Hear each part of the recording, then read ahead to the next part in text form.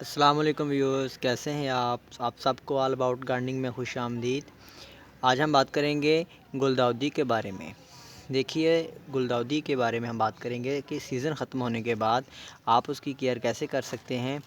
जैसा कि आप जानते हैं, गुलदाउदी पर सिर्फ़ सितंबर, अक्टूबर, नवंबर, दिसंबर में ही फूल आते हैं और इसके बाद इसके पौधों पे जो फूल हैं वो ख़त्म हो जाते हैं और दोबारा से फूल देखने के लिए हमें सारा साल इनकी हिफाजत करना पड़ती है। तो ये एक सीमेंट की क्यारी में, ये मैं आपको दिखाता हूँ। ये बाज़ार में मेरे घर के बाहर सीमेंट की एक क्यारी में मैंने गुलदाउदी के पौधे लगा रखे थे।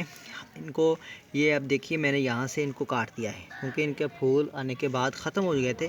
तो अब ये देखिए, इसके नीचे से ये नए इसके जो है पौधे बन रहे हैं और ऐसा ही मैं आपको यहाँ से दिखाता हूँ। ये देखिए, मैंने काट दिया था इसको और इसको भी यहाँ से मैंने काट दिया, हटा दिया पौधे को। अब आप देखते हैं, ये आपको दिखाता हूँ। अब आप देखें कितने ज़्यादा ये वाले इसके नए पौधे बन रहे हैं। आपने करना क्या है कि इनको आप ऐसे ही बढ़ने देंगे। जब ये ज़रा बड़े साइज़ के हो जाएं, यहाँ तक आ जाएं, तो आप इनको कोई ये 8 से 10 इंच के हो जाएं तो फिर आप इनकी कटिंग कर दें। ठीक है, कटिंग कर दें, जिससे क्या होगा कि ये बड़े बड़े होकर गिरेंगे नहीं। और आप इनको, यानी कि आप इसकी समझ लें कि अभी जैसा कि जनवरी है, आप इनको जनवरी के बाद फरवरी, मार्च, अप्रैल, मई, जून में आप इनकी कटिंग कर दें। ठीक है, ये छोटे हो जाएंगे और फिर आप इनको ऐसे ही बढ़ने दें और सितंबर में आप इनको अच्छे से फर्टिलाइज़र करेंगे ताकि इन पे कलियाँ आएंगी और फिर अच्छे से फूल आएंगे। और इन पे क्या रहता है कि इस पे जो मिली बाग है उसका बहुत अटैक होता है। उसके लिए आपने इसमें नीम ऑयल स्प्रे कर सकते हैं या जो भी आपके पास केमिकल पेस्टिसाइड हो तो वो आप उसका स्प्रे कर सकते हैं।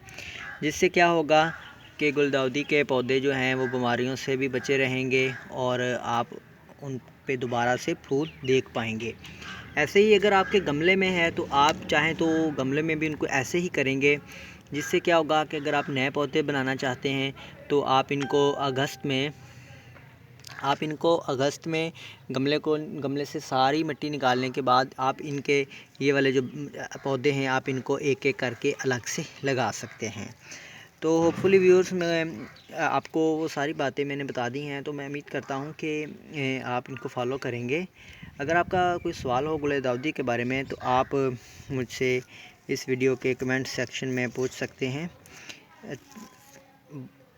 तो इसके अलावा इन्हें कोई ख़ास गर्मियों में खाद की ज़रूरत तो नहीं रहती। बस आपने इनको वाटरिंग का आपने इसका बहुत ख्याल रखना है क्योंकि ये बहुत सख्त जान पौधा है। लेकिन इसको पानी चाहिए होगा, बहुत ज़्यादा पानी नहीं देना, लेकिन आपने इसको हल्का पानी देते रहना है ताकि मिट्टी में जो है नमी बनी रहे। और कोशिश करें, अगर आपके गमलों में लगे हुए गुलदाउदी हैं तो आप उनकी मल्चिंग कर दें, जिससे आपको ज़्यादा पानी भी नहीं देना पड़ेगा और आपके पौधे भी ख़राब नहीं होंगे। वीडियो अच्छी लगी हो तो चैनल को सब्सक्राइब कीजिएगा। बहुत शुक्रिया।